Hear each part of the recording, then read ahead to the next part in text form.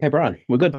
Okay. Thanks, Scott. Good morning, everybody. Welcome to this Insights Day to celebrate World Ostomy Day. Um, if everybody could be on mute, which I think they are, that's fine. We've got a couple of iPhone, iPad names on the bottom there. I think if you could change your name to make sure you show your proper name, please, that'd be good. You can do that by clicking on where your name is and just moving down to rename and typing your name in. Fine. Okay. Well, World Ostomy Day started originally in 1993, and it was arranged to raise awareness of people with stomas and to improve life of people with stomas. Today, we've got a range of speakers to cover various aspects that we've picked out of stuff that's topical at the moment. We've also got chat rooms that we're going into to get your views in particular. If you've got any questions, if you put your questions in the chat, please, and we will answer those and follow up possibly after the session because it's very tight schedule today that we want to get through. So on that note, I'll hand over to Liz and ask her to take us on from there. Thank you. Thank you very much, Brian, and good morning, everybody. It's great to see you all here, and we're delighted to see so many of you joining us on this really sunny Saturday morning. We would like to do something now to sort of kind of replicate what we would do if we were in a room together. So I send you virtual cups of coffee and tea. I send you virtual Danish pastries, and I ask you to grab those. And we're going to put you into a breakout room simply just to say hello to a selection of people that are here today. We are going to have a breakout session later on where you get to meet some other people. And I am going to make a plea. It is so much nicer to talk to people with real faces rather than black boxes with white names. So if you can keep your cameras on, that is really, really helpful and certainly so much better for the speakers. So Scott, if you could put everybody into rooms, we'll see you in about 5 minutes' time. Thank you. So we hope you enjoyed that kind of quick get together.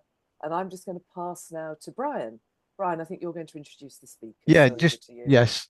Thank you, Liz. Yeah, that was a bit of an experience. That one, not done that before, but there we go. Quite interesting. Yeah, the first three speakers, I'm going to introduce them all at once to save a bit of time in between. We're starting off with Jonathan Scott, who is chair of the DACs group with British Healthcare Trade Association, and Jonathan also works for Salts Healthcare. So Jonathan is going to talk about deliveries and delivery issues. That is followed by Jackie, I think. Jackie's next. And Samantha, if I've got that in the right order. So I'll hand over to Jonathan and make a start. Thanks, Jonathan. Okay, thanks, Brian. Good morning, everyone. As Brian said, my name's Jonathan Scott. I am the chair of the DAC section, the Dispensing Appliance Contractors section for the British Healthcare Trades Association, shortened to BHTA. If you really want to have a look at our website, please just Google BHTA and it'll come up.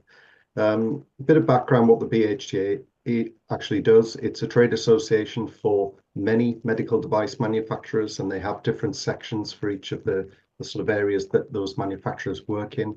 And that's quite diverse. It goes right from children's adaptive equipment, wheelchairs, walking aids, all the way through to we sit with the stoma and continence section, and then of that there is a dispensing appliance contractors section. So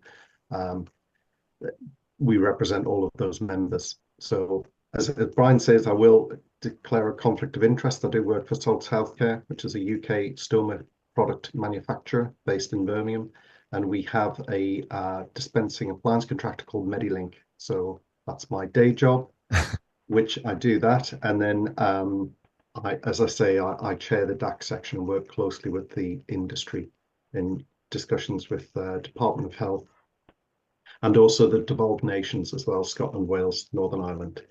So that's a little bit of background about who I am and what we do at the BHDA side of it. And Brian's asked me this morning to talk about the sort of challenges within the industry for deliveries and mainly touch on a code of conduct that we have within the BHDA. I don't have any slides. These documents are available. We can put them in the chat and they will be available. I would ask you if you're interested to read through them. They're quite lengthy documents, but you'll see areas that are relevant towards yourself as members. So really, from what Brian was sort of giving me a bit of a brief, it's talking around really what are your rights as a member and an ostomist that receives products from a dispensing appliance contractor. And the code of conduct was drawn up really to give all dispensing appliance contractors the same guidance on how we interact and what are your rights as users of stoma products and ostomists. So the first thing I would say, it's, well, going back to it, the prescription, obviously, once the prescription is written by the prescriber, whether that be a GP or another prescriber, that prescription belongs to yourself as the individual and the user of those products. And then it is your choice which dispensing appliance contractor you actually use and you send your prescription to, whether it's a paper prescription or if it's an electronic prescription, where you will have your nomination for which DAC you would like to use or pharmacy. And I think if I leave you with one thing this morning, it is that exact point that prescription is yours and you have the choice of where you would like your goods to be dispensed from. And as I say, whether that's pharmacy or DAC. And I think that is the crucial element that you can decide, and then that DAC really is about dispensing what's on that prescription. And the code of conduct is really clear on that. And it goes into sort of three areas that there's how an AUR, an appliance use review, would be conducted and what is the purpose of those AURs. It also goes into the area of sampling from DACs, because obviously when you think about it, if you get a prescription from your GP for medicines, you go to your pharmacy and they will dispense that medicine. You don't get your pharmacist saying, I notice you're on that sort of beta blocker, but why don't you have a try of this one? It's not the job of that pharmacy to do that. Your GP or whoever it would be has prescribed you that item. And really the role of the DAC is to dispense that item which is on that prescription. So from that sense, sampling should only be done with a nurse or a prescriber's permission out to yourselves, and that's within the code of conduct. So that's not the role of the DAC. If the DAC does not have the product that is on your prescription, what they should do is obviously say, we don't have that. It will take 4 or 5 days to get that. Are you okay to wait? And if that's acceptable, that's fine. If not, they have a process, what's called signposting. So if they don't have it, they should signpost to a DAC that does have that product if you're in urgent need of that product, if you like. So what we've done as an industry is tried to come together and clarify these areas that actually make it very clear what is the role of a dispensing appliance contractor. And they can be a conflict of interest if they are owned by a manufacturer. But this code of conduct is exactly, that's the role of it really, is to remove any of those conflict of interests. So as I say, that is the main thing that I would leave you with today, is if you have time, we will give you the link to the code of conduct and you can take a look through that. But there should be no reason why you can't get the product that's on your prescription and use the DAC of your choice.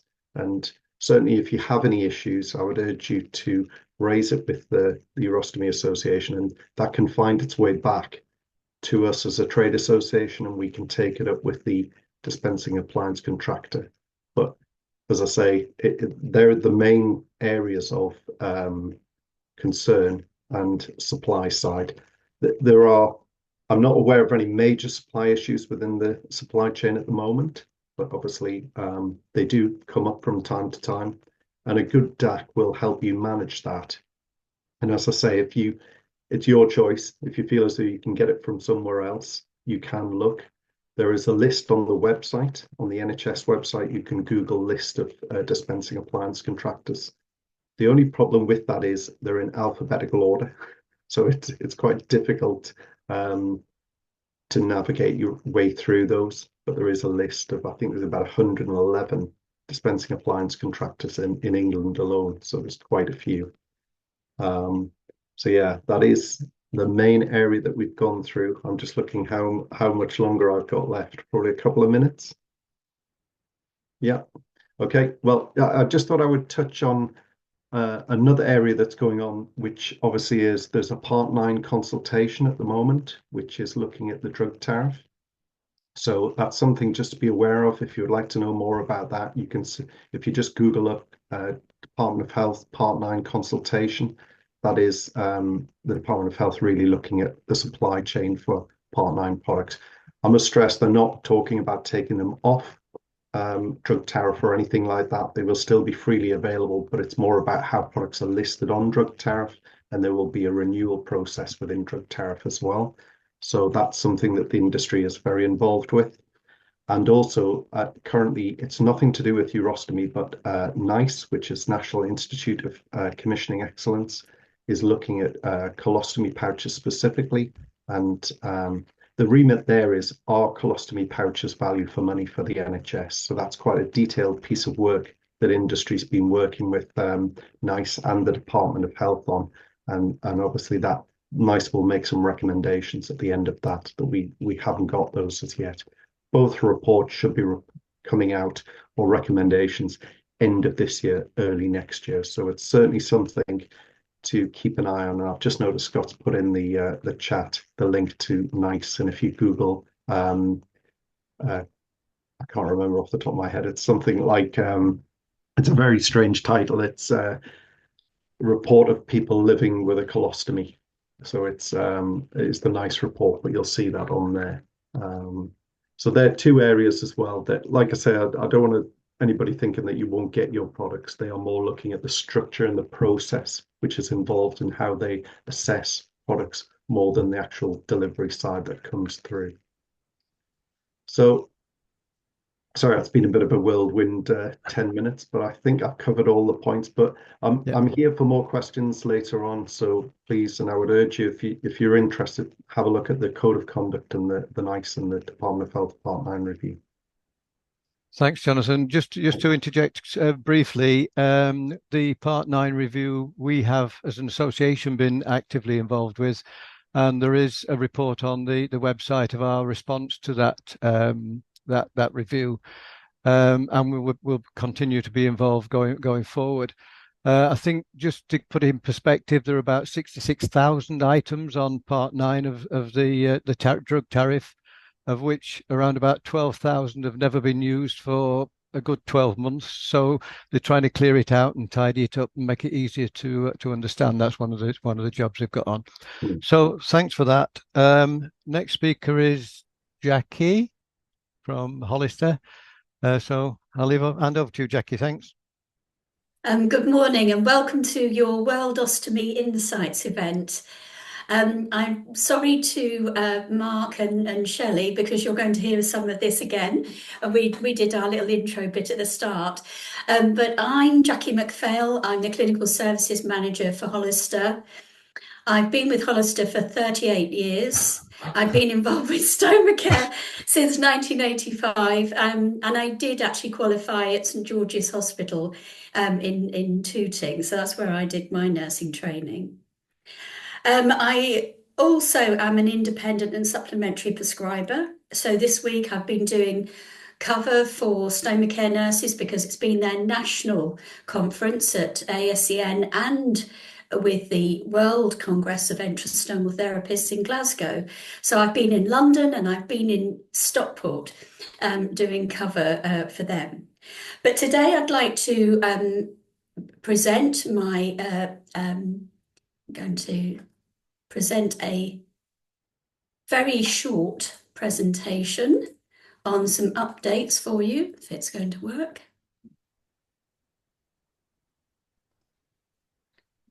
I'm going to go into slide. Okay. So what I'm going to do here is look at the economic and social impact of peristomal skin complications in England. And what we wanted to do was put skin first. Now you can see the name Frontier up there. And Frontier are the company that Hollister commissioned to do this piece of work for us. And the actual document was published on the 2nd of October and is available on our website. It wasn't just done with them. It wasn't just done with Hollister. It was done in collaboration with the Skin Health Alliance.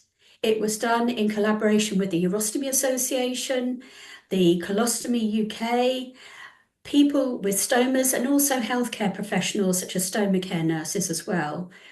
And they looked at data that is already published and available in the market. So what's the background to this? And around about 150,000 people are living with a stoma in England. Now that's a conservative amount. And also it's thought there's around about 21,000 people having stoma surgery each year. And again, that's a conservative amount. And probably around about 2,500 of those would be urological stomas. And a common, usually preventable complication associated with having a stoma and having poor skin health is called a peristomal skin complication. The main cause of this is contact irritant dermatitis. So that's a fancy way of saying that the output from the stoma is lying on the skin and causing an issue. And it's thought that there are around about 71,000 people experiencing a peristomal skin complication in England each year. Of that, probably 15% are new. They've recently had a stoma, and 85% are existing people with a stoma. So Hollister commissioned them, and we asked them, what is the economic and social impact of peristomal skin complications? So it's not all just about financial. And I'm quoting someone from a senior executive stoma charity who said the impact of peristomal skin complications on quality of life, such as isolation and intimacy, can be huge. So some of these things, it's very difficult to measure, but there is an element of this covered within the costings. And I'm only doing a snapshot here. This is a sort of a real précis of a much bigger piece, which is available. So what are the key findings? The key finding was £316 is the estimated minimum average cost of treatment for a peristomal skin complication. And there are different ones. There's really minor, moderate, and severe complications, and they will all have a different cost, but this is the average. And there's additional costs when trying to access the correct services. So £72 is estimated on average per week of the access to these services. And this all adds up to a massive 28.1 million, which is the estimated total cost of peristomal skin complications in England per year. And this is based on conservative assumptions, delays to accessing the service, getting to the wrong person initially. So all the full details are in the report. So many people with a peristomal skin complication may experience a delay in accessing a stoma nurse. And this actually came from a stoma patient. There is a knowledge gap where many ostomates don't know how to access a stoma care nurse or know the service exists. And I think that's absolutely true for people who've had their stoma for some period of time. So initially, the patient may try to attempt to self-care, and then the stoma patient may present to another healthcare professional, such as a GP or district nurse. Now, their initial diagnosis may be potentially incorrect. They're not specialists in stoma care, and so the treatment may not actually be appropriate either.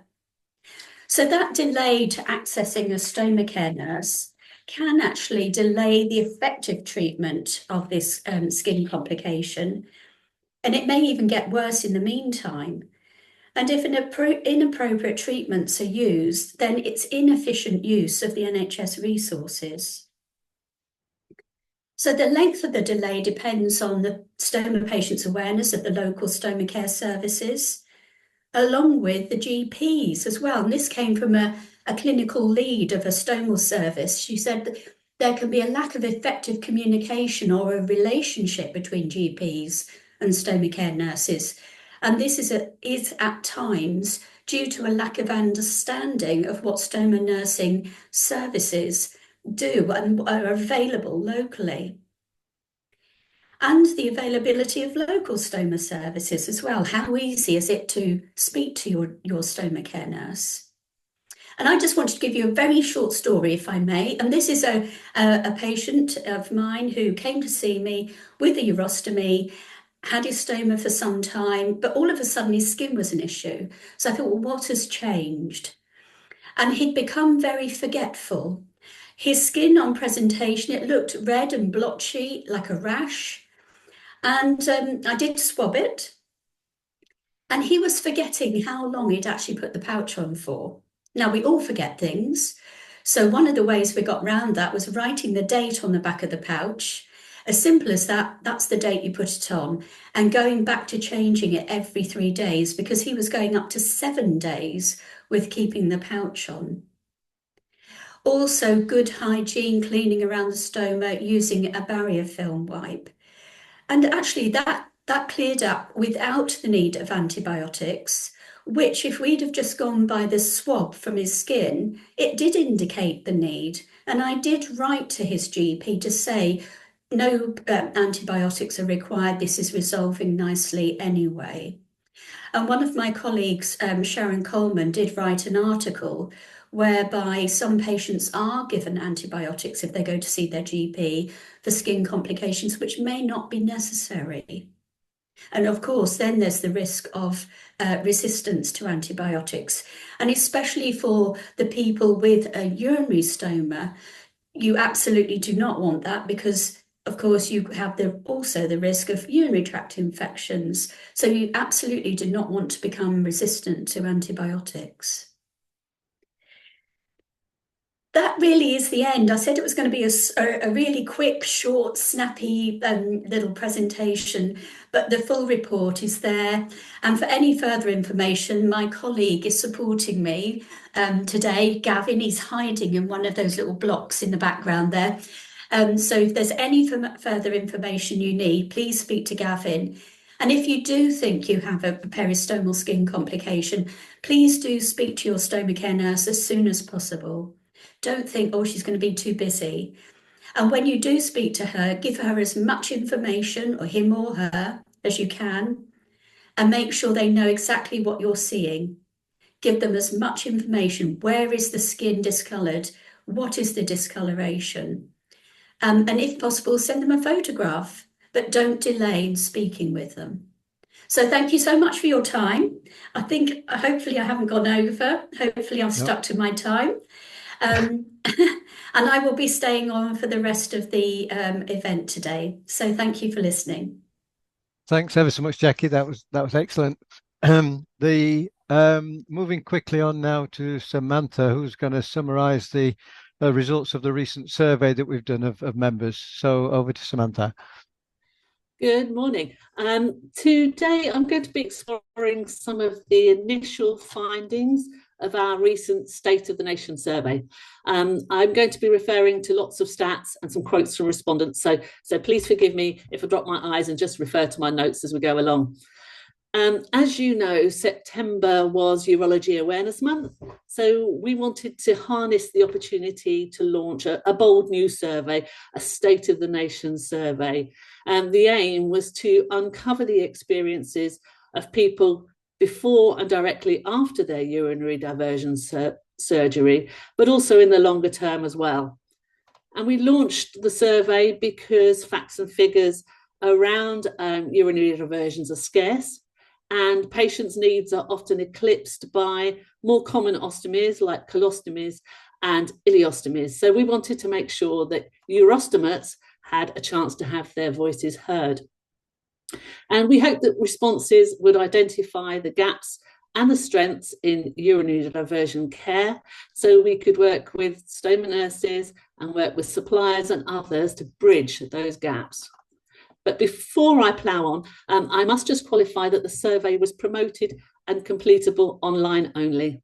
Respondents were largely those already known to the UA, although SALTS very kindly promoted it on their social media as well. So the survey came to a close on Tuesday, and an amazing 393 people took part. So as you can appreciate, we haven't had the chance to do a thorough analysis yet. However, preliminary results have been really interesting, and they reveal a really mixed experience. Many people received great quality care surrounding their surgery. For example, 81% said that they felt practically prepared for their surgery. However, a significant number reported that they could have done with better care and support. For example, 48% said they would have liked more information about treatment options. 38% said they were not or could not remember being referred to a support group. And 47% said that they didn't receive information and support about the possible sexual side effects of their surgery. So the statistics that we've been gathering are painting a UK-wide picture, but it's the personal comments that really drum home how people have been feeling. I'm going to share just a few with you. I mean, there's hundreds more besides. One respondent said, "I would have liked to have known more about how the surgery would affect my mental health." Another said, "I would have liked some physiotherapy support prior to leaving hospital because I just had to make it up as I went along because there was hardly any guidance for me to follow." A third said, "I would have liked information on the risk of peristomal hernias and the sexual side effects of surgery." And lastly, one said, "There are so many things I would have liked to have known, but I didn't know what to ask and who to ask." So many of the issues that are coming through the survey are reflecting conversations that we're having today on this webinar. For example, only half of people said that while they were in hospital, their stoma nurse discussed how to access different types of bags and products if they weren't happy with the ones suggested at hospital. And only 55% reported being given the option of how they wanted to receive their stoma products in the community, i.e. whether they use a delivery company or a local pharmacy, for example. Also, a quarter of respondents said that they'd had difficulty getting stoma supplies in the last 24 months, a quarter of them. And as you can appreciate, the impact for those individuals is massive. Over 24% said that they either couldn't leave the house or had to switch product. So also topical about the programme today, when we asked what most needed to, when they needed to speak to their stoma nurse, what they most asked them about, over 45% said skin problems. And this is obviously reinforcing what Jackie's been saying. It is a massive issue, and leaks and UTIs came in second and third respectively. So as you can appreciate, the analysis of the 40 questions continues, but already a key takeaway is the need for improved access to information and support. And as you will have seen, we've been redoubling our efforts here at the Urostomy Association to offer essential early stage support. And we want to make sure that patients receive the information they want, when they want it, where they want it, and in a format that suits them best. So we've introduced a series of Ask the Experts webinars, for example, so urostomates can engage directly with stoma staff and fellow patients on topics ranging from everything from leaks to travelling abroad. Now, these are all being recorded, and our online library on our website is growing really well. What pleases me is that these webinars are now going to be available for the years and months to come for whoever would like to view them and to benefit from them. And in our journal, we're being more mindful to include articles for people at the beginning of their urostomy journey. We know this is particularly important as the journal forms part of our core information pack, which patients receive in clinic. So lastly, we're dramatically expanding our website. we're taking this as an opportunity for urostomates' own voices to be heard more, because you are the experts on adapting to life with a urinary diversion after all. So we have blogs from urostomates, for example, covering everything from cruising with a urostomy to managing night drainage. And we also have pages of top tips from our Facebook group members who have very kindly been sharing their experiences. And there are blogs from stoma specialists and from suppliers and corporate representatives too. And last week we launched our very first podcast, which we're very excited about. You can find that on our website. So if you haven't visited our website in recent months, please do, because there's so much to see. But back to the survey.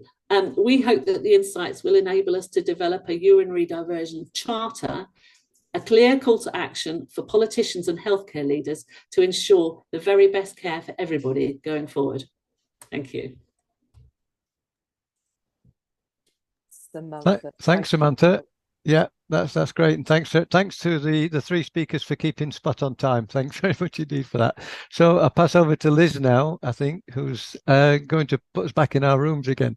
I am indeed. I don't really like putting you back in your rooms, but it gives you a great chance to have a chat. So that's why we're going to do it this morning. So thanks again to those speakers, and hopefully they've inspired and provoked you, and you're ready now to really kind of look ahead and kind of build on this survey and really think, what do you see as the three greatest challenges facing urostomates in the next 3 years? So we'd like you to have a discussion on this. I'm not sure whether we'll be able to stretch this discussion maybe to 10 minutes. So we're going to invite you to go into breakout rooms. This is a chance for you to obviously meet each other again. We'd ask you to do really quick introductions and then really get into the discussion. And we're going to ask one person from each room to feedback. So we're really keen to hear from you and keen to hear what you think are the three greatest challenges facing urostomates in the next 3 years. So Scott, over to you, and we'll see you and look forward to hearing from you. Welcome back, everybody. I think that's everybody back. Good. We hope you enjoyed that discussion, and we're now very keen to hear from you. As we promised, we're going to go around each of the breakout rooms. We're going to ask you to be as crisp as you can, because you probably realise the time goes very quickly on these sorts of events, and we're slowly heading into the last half an hour, and we want to make sure we've got enough time both for our next speakers and also for some Q&A. So I'm going to come first to room one. That's Chris, Yoel, John, Julian and Rebecca. So who's feeding back? I am, thanks very much.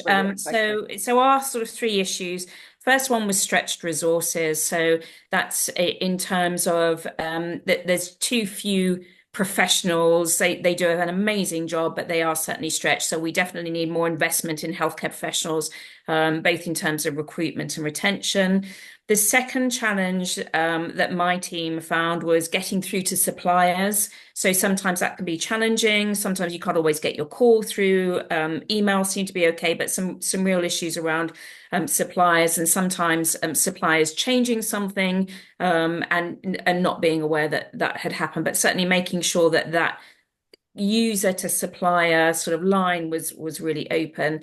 And the third thing we shared was really around information. So making sure that people had the information they needed, people shared their experiences, that they felt armed really to deal with any future issues that were going on. So the big thing there really was making sure that both our nursing colleagues had enough resources and money to be able to produce things, and also that brilliant organisations like the Urostomy Association were able to provide and do more events like this, do more information sharing, produce more material. So more money for the Urostomy Association, the brilliant work you do. Great, and we like to hear that. So thank you very much, room one, for starting that off. Room two, we're going to ask you to build on the feedback. I think we're going to say that we know most of you will have said we need more resources. Sadly, as much as it would be great to be, probably the group of us here today are not going to be able to influence that wholly. So I think we'll kind of park that one. So we're going to ask room two if you could find some other things to say. In room two was Gavin, Giles, Jonathan and Shelley. So who's going to feedback? Yeah, I think I was elected to do the feedback. Right, okay. Thanks, Jonathan. Yeah, I think we mainly discussed on 2 points, which may actually be exactly what you just discussed. We thought 2 of the greatest challenges moving forward would be access to products following Part 9 review, and that we're not saying that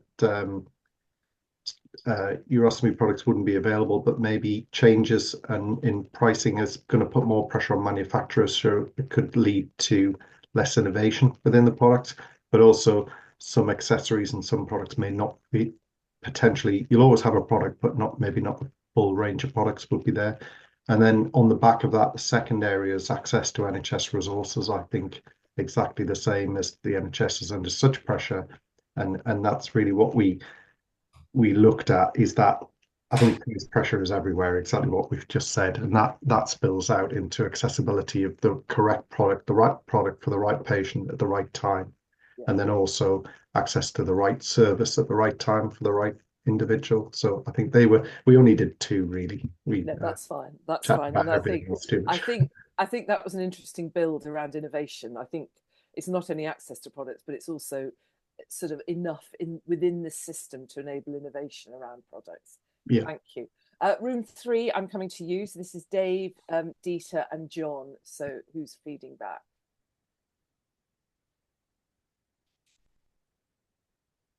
If one of you might feed back.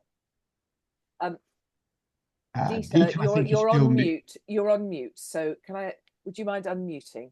Dieter is still muted. No, Sorry, he isn't. You can hear me now. We can hear you now. Thank just you. said, I'm sorry, my video is not available. I don't think it is. I can't see it anyway. No, well, we can see you. We can see you. Oh, good. Dieter, okay. So. Right.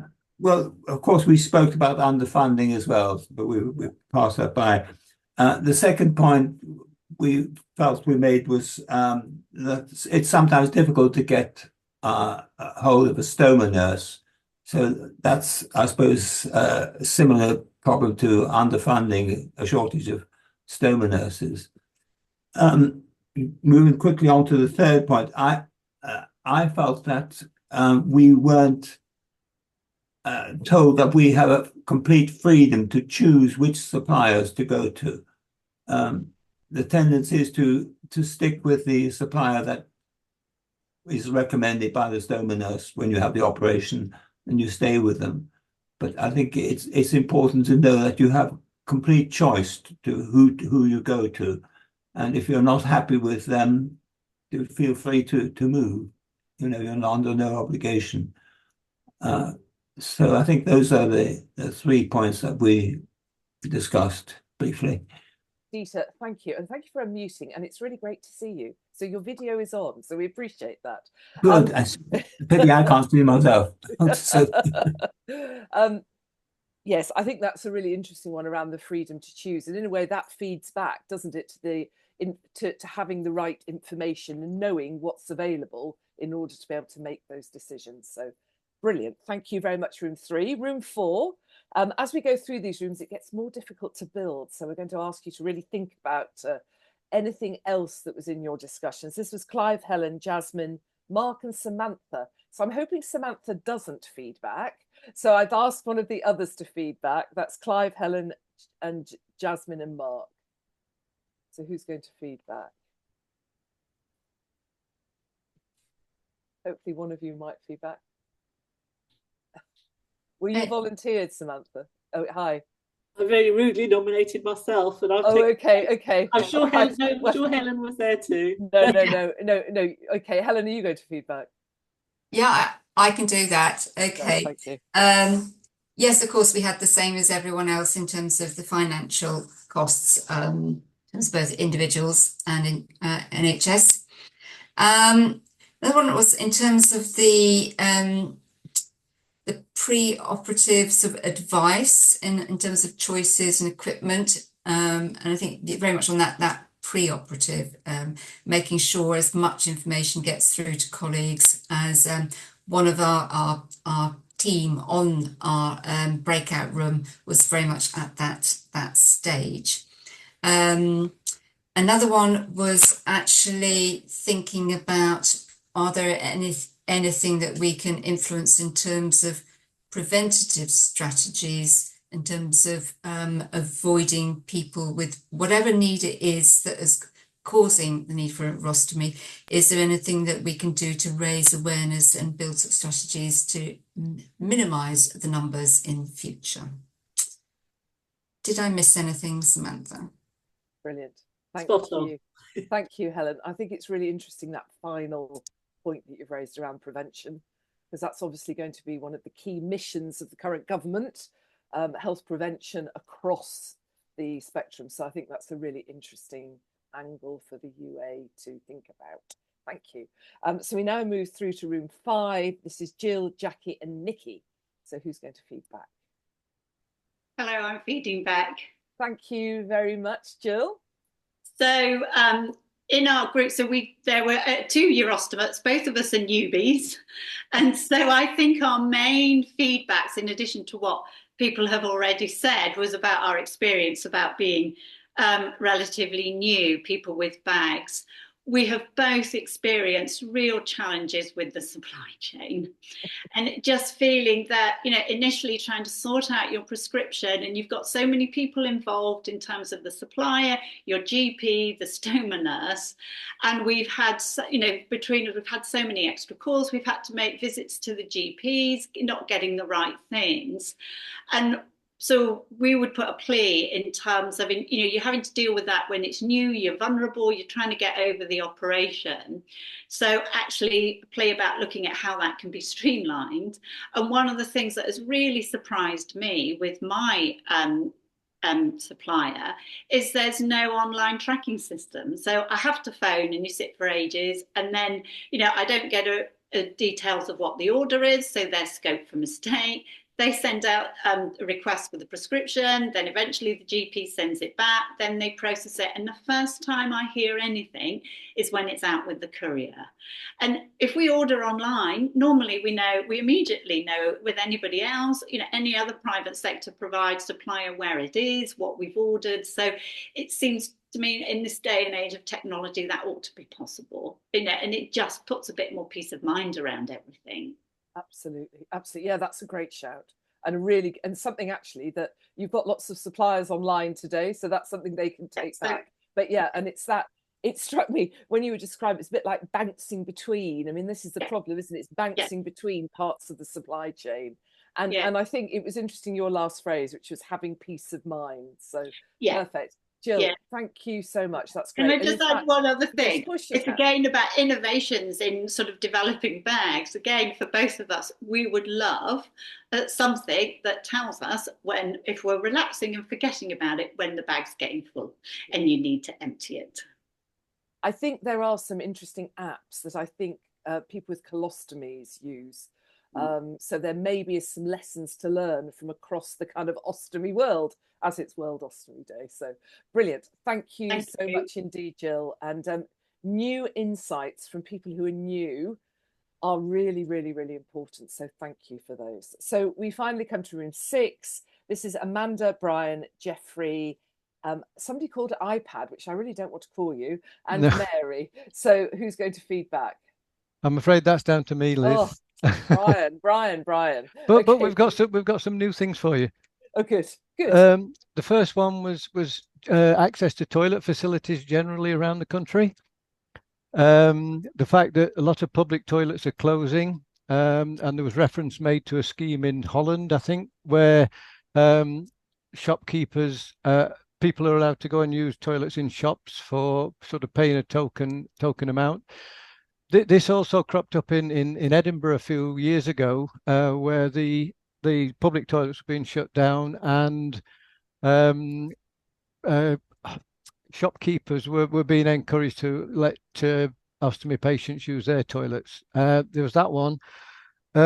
Access to stoma nurses, as everybody else has mentioned, but particularly in certain parts of the country. There's bad areas in the country where you cannot get hold of a stoma nurse. And the final one was sort of linked a little bit to the Part 9 review that's just been going on, and that is to get more involved with companies in developing new products. and also testing of new products for the companies. And I know one group that we've got already is quite active in that area with one particular company. So just sort of, let the people that are finally using the product get involved with the development, ideas for the development and testing of them. Yeah, and that's a great thing to finish on, the importance of co-production and co-design with people, with users sitting at the centre, which I know is something that we at the UA have been talking quite a lot about, how we can get more involved in that process. And some really great stuff, Brian, as I would expect from your group, around certainly the kind of, the access to toilet facilities, which is hugely, hugely important. Yeah. And then obviously the postcode lottery, which I think we've been aware of for a number of years. So thank you all very much. I think that was really good feedback, and a real wide range from obviously what we expected, which is around NHS resources, but some really interesting things that I think and know that the UA will be taking forward. So Brian, over to you to introduce our final set of speakers. Thanks. Right. Well, we've got two final speakers. Rebecca Porta, who's the CEO of the Urology Foundation, and also Vice Chair of Cancer 52, of which Urostomy Association are members. And then we've got we've got Jasmine King from North Bristol NHS Trust. Jasmine is a urology nurse specialist there with particular interest in ketamine addiction. So over to you, Rebecca. Thanks very much, Brian. Good morning, everyone. I've got some slides to share with you. They're quite detailed because I'll be showing them and sending them around via the UA, but I'll be picking out some highlights from this morning. So bear with me one second.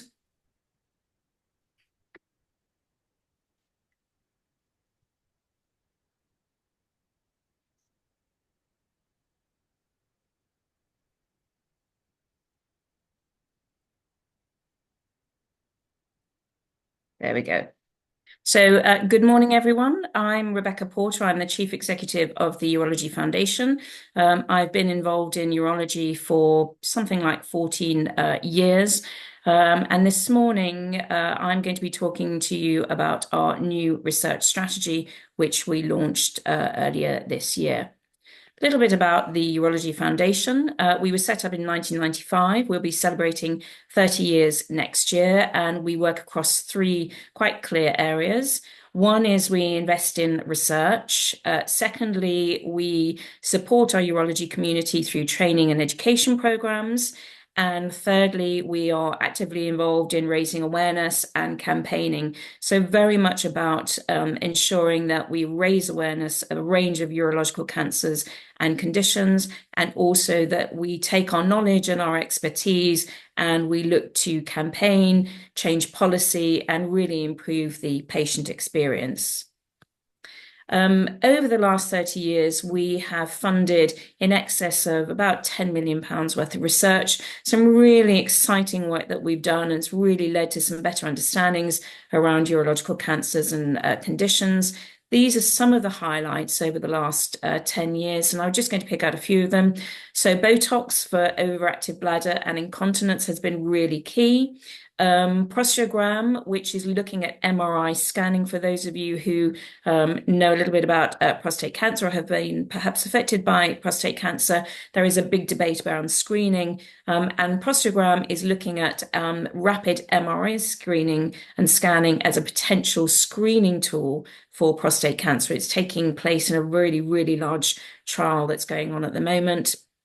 The third area that we certainly are well known for, along with some of the other work that we've done, is around robotics. Much of the urology surgery now is obviously done via robotics. And one of the things that we did over the years was to train surgeons in robotics. And now obviously the introduction of robotic urological surgeries is quite key within the sector. The final thing that we have recently been involved in is a partnership and a collaboration with the University of Aberdeen. We have a centre at Aberdeen which supports people interested in research, putting together some really large research applications. And the team in Aberdeen are made up of health economic experts, researchers, etc., and they can support people who are wanting to put in research applications for large amounts of funding. So really exciting collaboration that's going on, and it is free of charge to researchers who are looking to put those really large research applications in. Our grants program is really extensive. So these are some of the grant areas that we offer. So we offer innovation and research grants. These are awards up to 60K, which people can apply for. We have smaller projects fund, which is sort of 10K, around about the 10K mark, where people can apply for a grant, perhaps something which they can do quite quickly, which they perhaps in clinic have found they've got a really interesting way of supporting patients or dealing with specific issues, and they can put in a grant to us and we will consider it and hopefully fund it.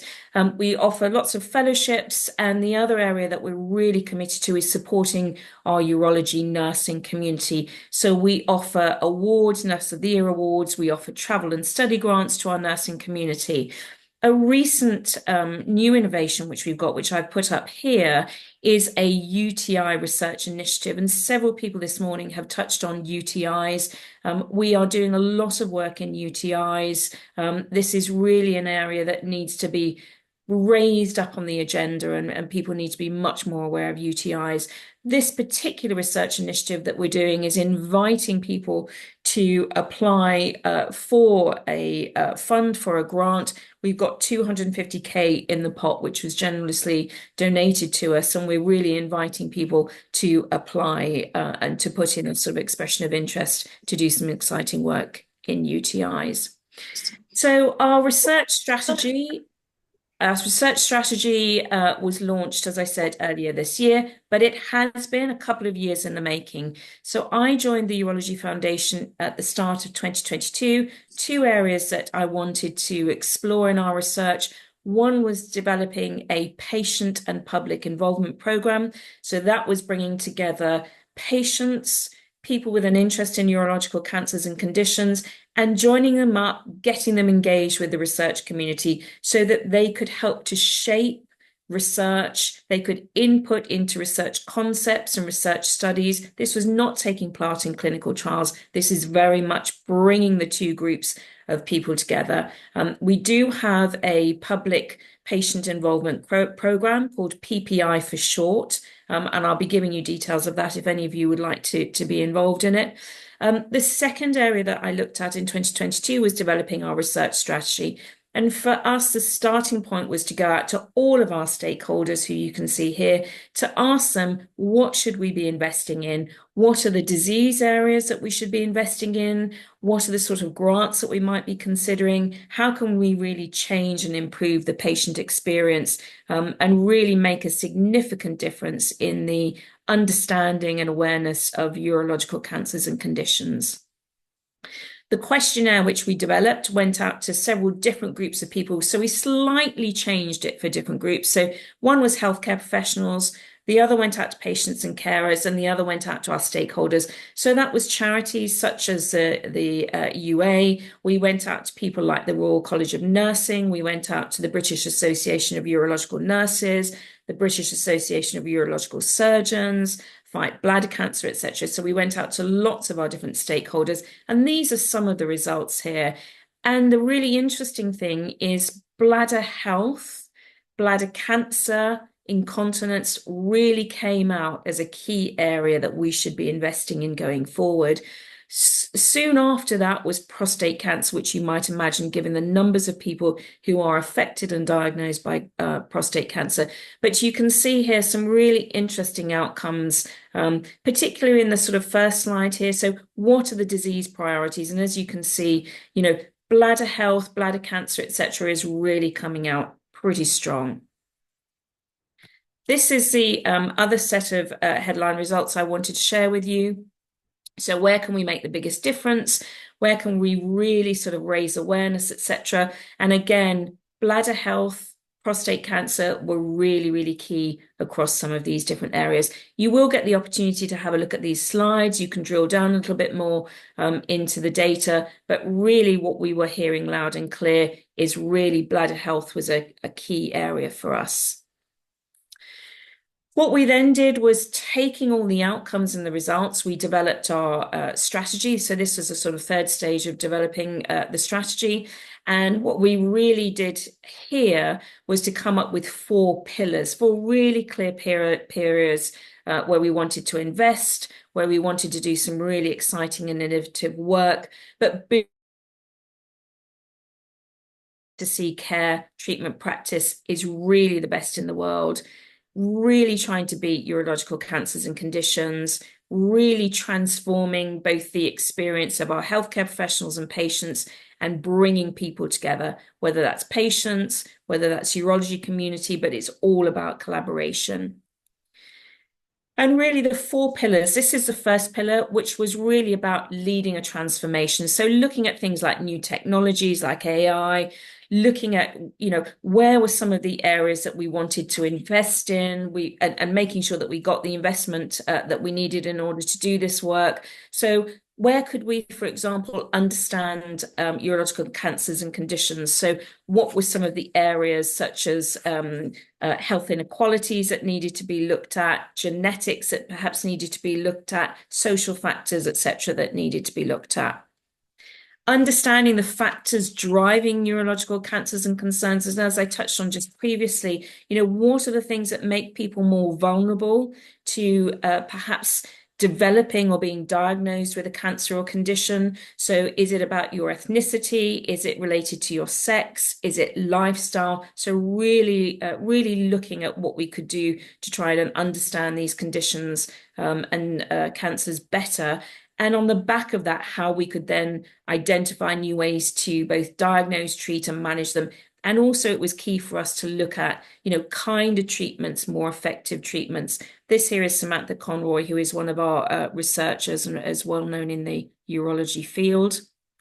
The next thing is investing in our community.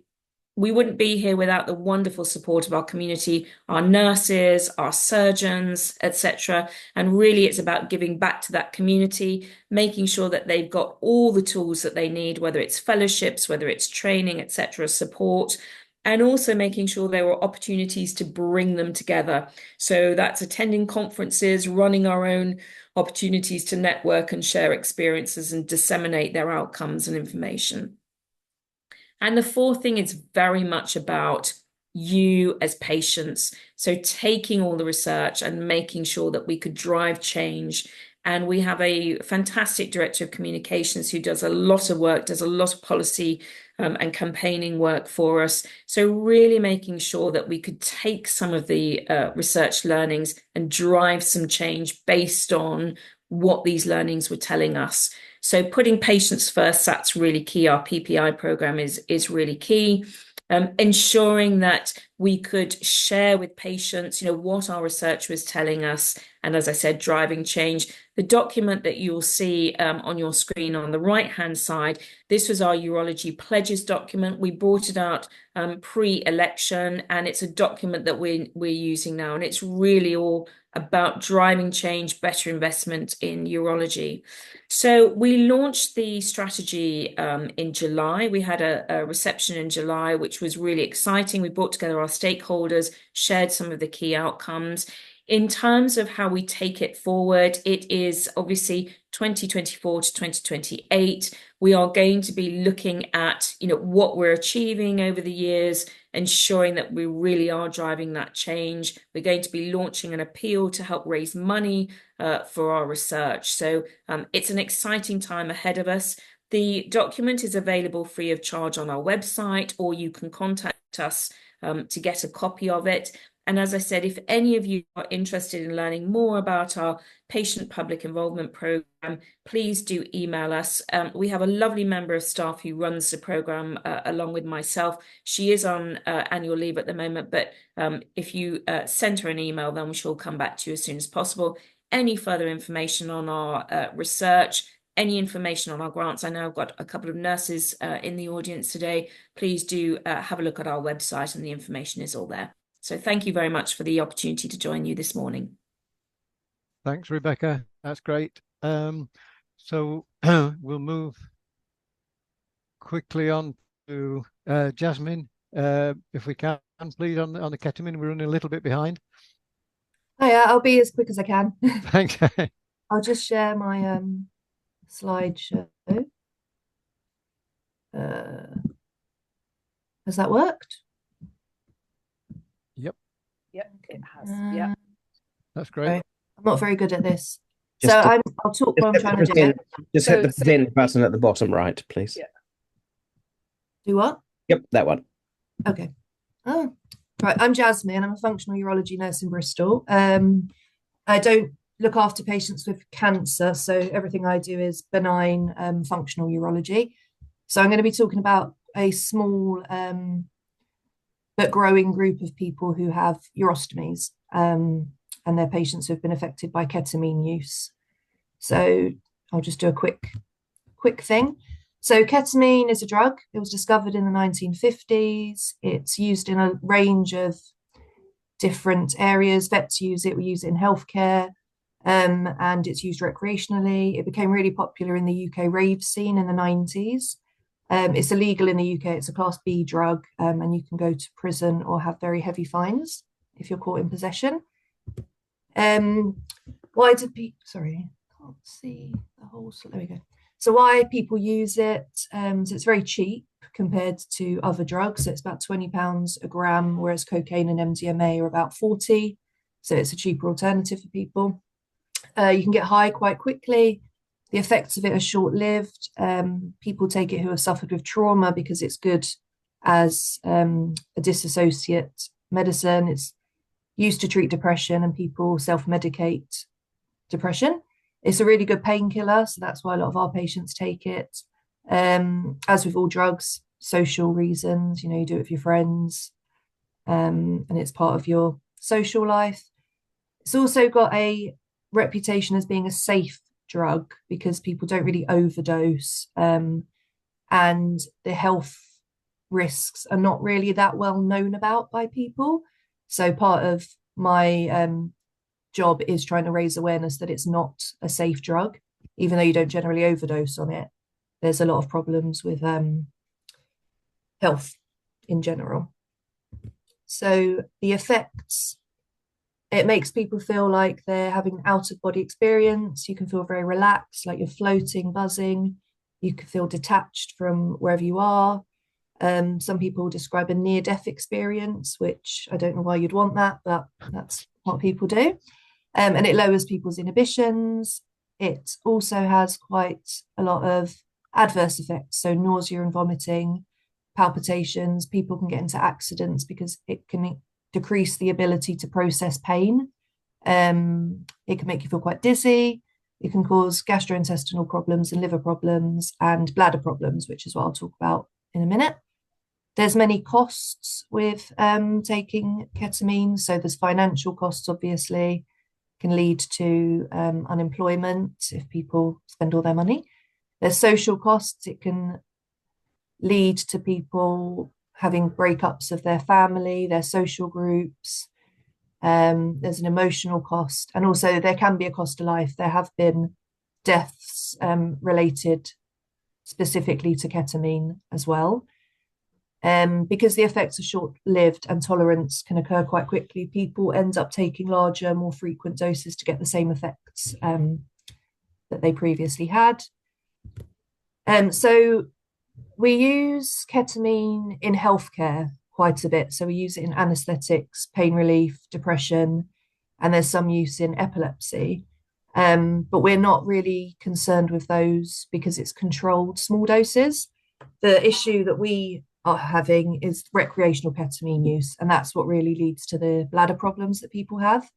There might end up being problems related to healthcare use, but we don't have sort of long-term research on that. So with ketamine bladder, the initial reports of a link came from Hong Kong and Canada in 2007. It's a clinical syndrome which is associated with chronic use, and it can affect the bladder as well as the upper tracts and the kidneys. It's not that well known, so sometimes it can unnoticed because it can look like an infection or interstitial cystitis. So people are treated for those, and then they carry on taking ketamine and it gets worse. It can cause irreversible damage. And we don't completely understand it, so we don't know if it's the dosage or the duration of people taking it that causes the problems. And basically, ketamine is excreted by the bladder, and it sits in the bladder, and it's just toxic on the cells and the muscle wall, and it causes it to become fibrosed over time, and then it shrinks the bladder down. And once that's happened, it can't regrow. So that's why we have to do major surgery on people, because they just don't have the capacity to hold urine, and it stops working as a muscle. So they become incontinent. So they often present to us with really bad pain. So any pelvic pain, suprapubic, pain in the urethra, the penis, the vulva, their back pain sometimes if it's affected the upper tracts. They're very frequent, so they're constantly passing urine. They have to rush to the toilet. They're leaking. There's blood in the urine sometimes as well, just because of the irritation that it's caused to the bladder lining. Painful urination. They feel like they haven't emptied their bladder quite well enough, and that's why they're constantly going to the toilet. So we have people who say that they just go every 10 minutes. And as I said, the symptoms are quite similar to bladder pain syndrome and UTI. So we always have to make sure we take a really good drug history if we see people in clinic, just to rule out that it's not ketamine cystitis. So management, Baus published a ketamine consensus with some recommendations for guidelines, and we've based our pathway on that. The key aspects of management are stopping ketamine, because it's found that if we catch it early enough and they stop taking it, then the damage can be hopefully avoided and in the early stages reversible. And also maintaining safe upper tract, so kidneys and ureters is always important in urology. We have quite a big MDT team involved. So there's a urologist, nurse, pain specialists. We use psychologists, drug support services, and toxicologists as well, because there needs to be quite a lot of people involved to help these people. So basically, when we first see them, we check ketamine use. If they're still taking ketamine, there's not really very much that we can do for them, because the ongoing damage is there. So we first, if they're still taking ketamine, we refer them to our local drug services. We've got a really good connection with the Bristol Drugs Project. If they're out of area, then it's often GPs or self-referrals, which are quite difficult because people often don't feel comfortable referring themselves. They feel a bit lost. We do an ultrasound of their kidneys just to make sure there's no damage, and we check their renal function. And then we basically, at that point, we can only really treat symptoms. We give them things like solifenacin and mirabegron, and we refer them to the pain team if pain is an issue. Once they stop taking ketamine, we can start offering them things like installations. But I guess for the purpose of this presentation, if the bladder has shrunk down so much and it's not going to get any better, then we'd be offering them cystectomies and urostomies. And sometimes we also have to do other surgeries like ureteric reimplantations and things like that if it's affected the ureters. So they're a group of patients who are generally in their very early 20s, and they've been taking ketamine since they were teenagers. And obviously they come to us often at quite a late stage where the damage is already done.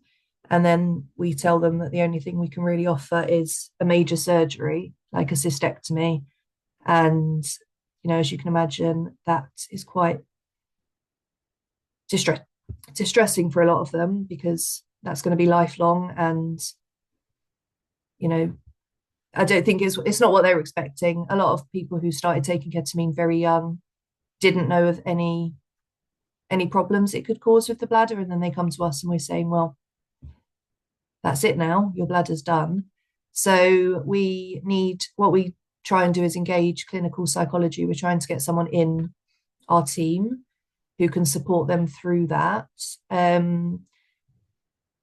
the moment, I haven't linked any patients in with the Urostomy Association, but I guess it would be good if those sorts of patients had some support and maybe support with each other, because I think they don't have anyone to talk to who's in a similar situation, and they don't want to talk about it with other people because they say they're embarrassed about having a bag. And that can affect a lot of people, the decisions to have the surgery as well. I think not knowing if life can be the same, if they can do all of the things that we try and reassure them, you can do all your normal things. So yeah, I think that would be a good source for them, actually. And also we have stoma nurses that we refer them to as well, to help them kind of visualize what having a bag will be like. We do also offer bladder augmentations with Mitrophanoffs, but for this, talking more about the urostomy side of it. So just for health professionals, what we can do for these patients is just recognize that it is a problem and it's there, and make sure we're asking our patients about drug use. Try not to be judgmental about it when we're having conversations. Refer them to specialist centres if you work somewhere that doesn't deal with this sort of problem. We see pretty much everyone in the Southwest who have ketamine-related problems, and engage with local drug services. And what we're doing as well is we're trying to reach out via the media. So we took part in a BBC documentary about it. We've been in magazines and on the radio, and just sort of talking at lots of different events and trying just to raise awareness of it, really, and get people thinking about it. Thanks, Jasmine. I think we're a bit out of time. If Sorry, if that's about it, that's fine. Thanks very much for that. And we can help in the UA with promoting this with you if you want to engage with us. Yeah, that would be good. Thank you. Thank you. Okay, we're over time a little bit, but I think we've just got time for 5 minutes of questions. If there are any burning issues, or alternatively, you could email your questions into to the UA, and we'll answer them the best we can. Any burning issues at the moment? No? Okay, well, it just leaves for me then to thank everybody for attending today, and to particularly thank Hollister and Salts for sponsoring the event, and also to say a big thank you to Liz and Scott for their input, and also to Samantha for actually organising the event. So thanks everybody. Hope you found it useful, and we'll certainly be back on air with something similar to this in the near future. So thanks everybody, and thanks to everybody. Thank you. Thank you, everybody. Have a good day. Bye-bye. And you. Bye-bye. Bye-bye.